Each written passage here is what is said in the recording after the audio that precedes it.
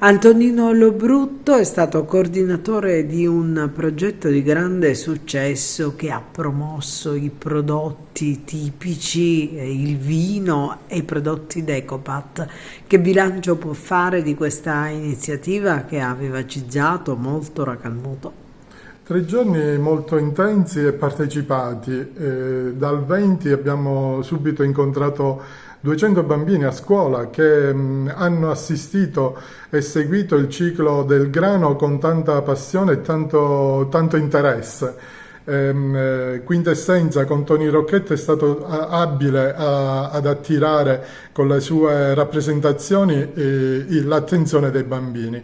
Anche lo chef Moscato con mani in pasta e quindi facendo vedere come si fa il pane, come si impasta la pasta, la farina col lievito, con l'acqua è stato un grandissimo successo. Sempre il primo giorno abbiamo avuto un interessante convegno, sempre sulla presentazione dei prodotti Deco e Pat di Racalmuto, prodotti che erano sì conosciuti a livello regionale e ministeriale, però ancora questi prodotti non uscivano fuori dalle mura del comune.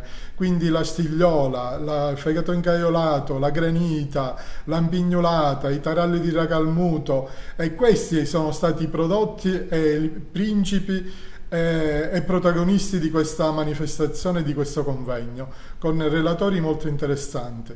La serata poi si è conclusa con i canti natalizi presso il Teatro Regina Margherita di Racalmuto e anche lì molti genitori, molti partecipanti, l'assessore ha fatto personalmente i saluti e i ringraziamenti per l'avvio di questa manifestazione natalizia.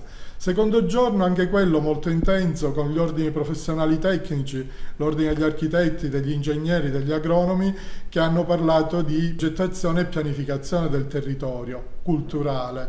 Preciso la parola culturale perché non progettavano edifici come facciamo solitamente, ma si progettava il territorio. Un territorio come quello di Agrigento, di Racalmuto, della Valle dei Templi, pieno di biodiversità, dalle olive, dal pistacchio, dalle mandorle, tutti prodotti d'eco e prodotti che sono sicuramente fiore all'occhiello del comune di Racalmuto. Da lì ci siamo spostati a piazza Umberto I, davanti al castello Chiaramontano, per l'inaugurazione dei gazebbi, dove gli espositori locali, Eideco, Pat, CVA, quindi la cantina Aquile di Canicattì, e tanti altri produttori di vino, Regalpetra, hanno esposto tutte le loro bellezze e i loro prodotti, con una bellissima rappresentazione di show cooking all'interno del castello, dove tutti hanno potuto degustare ancora una volta prodotti Deco, particolare la pasta con la cipolla paglina di Castrofilippo. Infine l'ultimo giorno è stato interessante perché con l'enologo Gianni Giardina abbiamo avuto l'ABC del vino, con l'accoppiamento con i cibi, quindi una lezione di enologia che ha avuto grande successo con una grande partecipazione.